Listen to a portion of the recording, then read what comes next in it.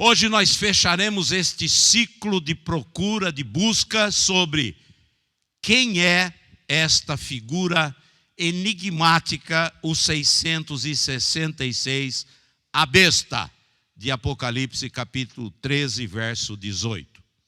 Deixo claro, repito, reconheço as dificuldades de cada um de vocês para guardar, entender e digerir todas estas informações complexas tão rapidamente. Como disse, eu passei muitos anos procurando, me informando, analisando conclusões dos outros, pesquisando novos sinais em nosso tempo e mais. Visitei países, lugares referentes a estas profecias bíblicas. Porém, se você reparar um pouquinho melhor, você vai ver que eu tento ser o mais simples possível, resumo aquilo que posso, repasso aquilo que sei e faço isso com toda alegria e entusiasmo. E acrescente aí o principal: todas as informações são por mim esclarecidas com a veracidade e o teor conforme necessário. Agora, para quê e por quê?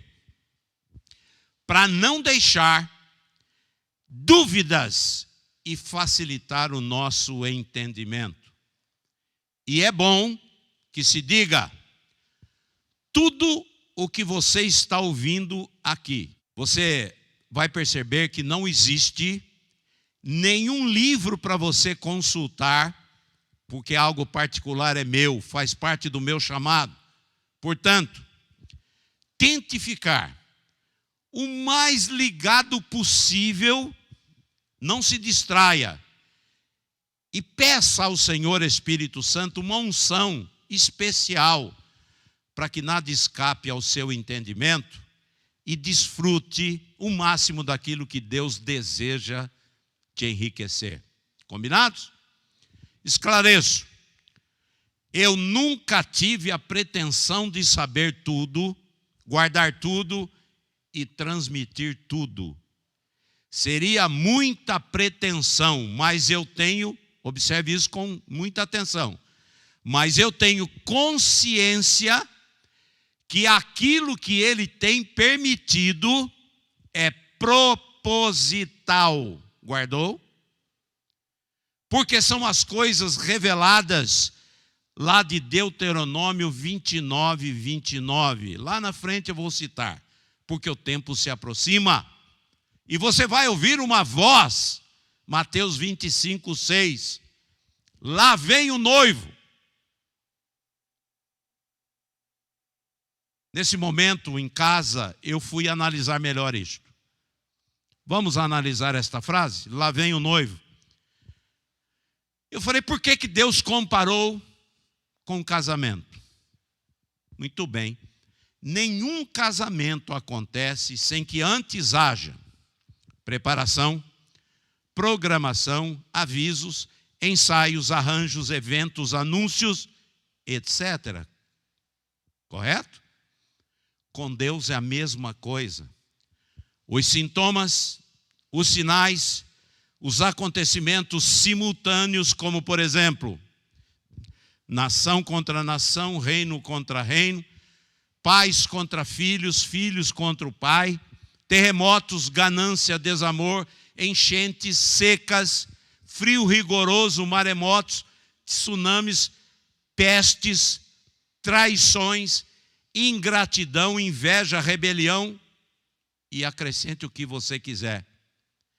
Tudo isto mostra algo, que o palco está pronto. Só está faltando alguns artistas. Como disse, sempre existem indícios, avisos e sintomas numa situação. Vamos analisar. Para mim,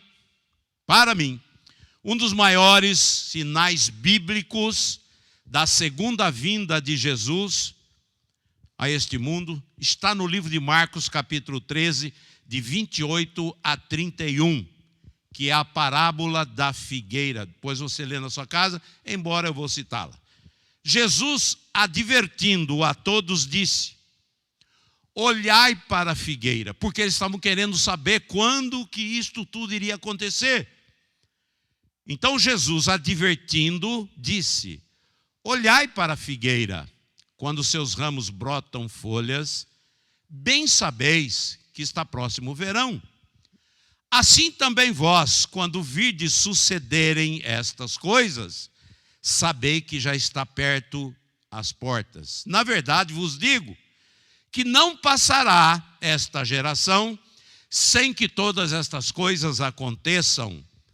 Passará o céu e a terra, mas as minhas palavras não hão de passar. Pergunto, do que Jesus falava? Eu disse a vocês que este é um dos maiores sinais da segunda vinda de Jesus. Jesus falava exatamente do início do capítulo 13, onde, saindo do templo, os seus discípulos lhe disseram: olha que pedras, que estrutura, que edificação. Jesus olhou e disse: pois é, não ficará pedra sobre pedra que não seja derribada. Eles, ouvindo, não entenderam muito bem o que aquilo queria dizer, mas eu vou mostrar o que ele queria dizer. Jesus falava sobre a destruição do templo no ano 70 da nossa época.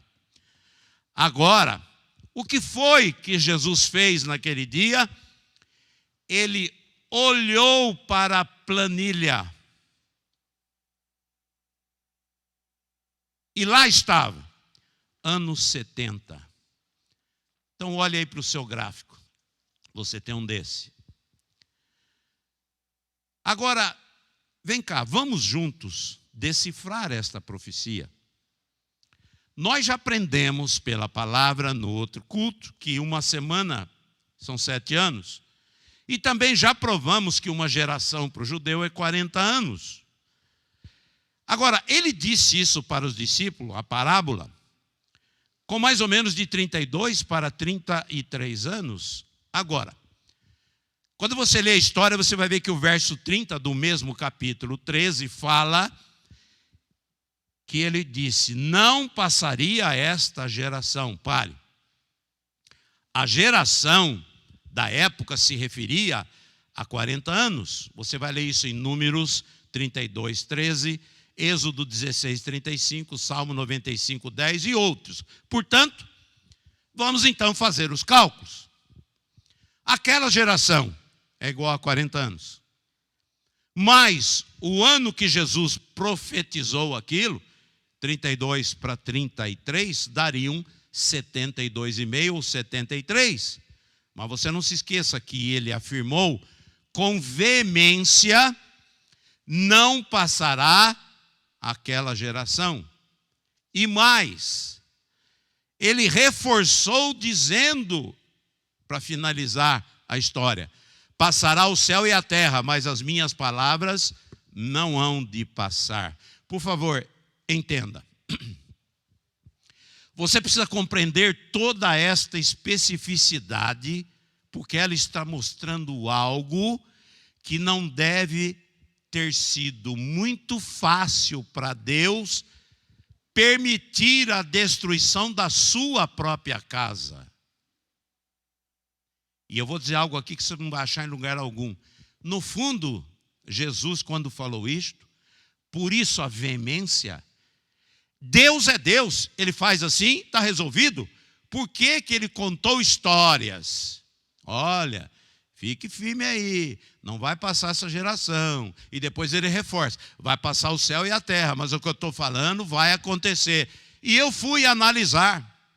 Na verdade, olhe para mim, você acha que foi fácil ele permitir destruir a casa onde eles iam para louvar a Deus? O próprio nome de Deus? não deve ter sido fácil para eles. E para quem que ele estava falando então com veemência? Para o diabo e os seus anjos. Não se iluda. Se não fizer o que é correto, eu destruo até a casa que vocês arrumam para me adorar. E ele destruiu. Como é que eu sei? É só ler a Bíblia. 2 anos antes de completar os 72,5, 73, o templo foi destruído no ano 70 pelo general Tito, romano. Pergunto, será que Deus erraria nestes nossos dias? Eu chamo a sua atenção para 3 fatos bíblicos bastante interessantes. Primeiro, você não deve ser místico e nem incrédulo. Por quê? Porque tudo que Deus cria, o diabo copia. Do que eu estou falando? Eu estou falando do número 18, que é 3 vezes 6. Olha que interessante. Você sabia que ele é especial para a cultura judaica? Na Cabalá, ele representa o valor numérico da palavra Shai, que significa vivo. E para enobrecê-lo ainda mais, existe uma oração hebraica chamada Shemonez Re, que significa 18. E enumera 18 bênçãos. Não se esqueça que eu falei que tudo que Deus cria, o diabo copia. Perceberam aqui 2 coisas para Satanás inverter? Primeiro, vivo. Segundo, bênçãos. Eu vou chamar este lado do lado positivo, mas eu não posso negar que existe o lado negativo, que eu quero chamar de explicativo e não negativo. Por isso eu falei a você não ser místico e também não ser incrédulo. Agora, olha que interessante, não seja místico e nem incrédulo. Onde está escrito o verso fatal de quem é a besta?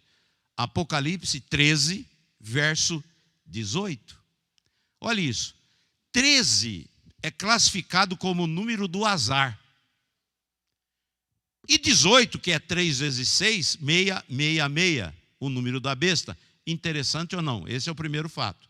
Não seja incrédulo e nem místico. Segundo fato, nós sabemos que esta especificação 666 não tem nada a ver com o número 18, que é 3 vezes 6. Eu passei muitos anos na ignorância também. O número 666 é um número fechado, simbolizando o anticristo, o falso profeta e a besta. Ou seja, um tipo, o que Deus faz, o diabo copia. Um tipo de trindade, a satânica, é claro. E o terceiro fato neste contexto é este: decifrar alguns enigmas que se encontram principalmente no livro do Apocalipse e no livro de Daniel. Deixo claro a vocês que, antes de mais nada, algumas colocações precisaríamos de provas mais abrangentes, talvez. Porém, o que já descobri e até onde eu cheguei, Deus tem colaborado com o meu esforço.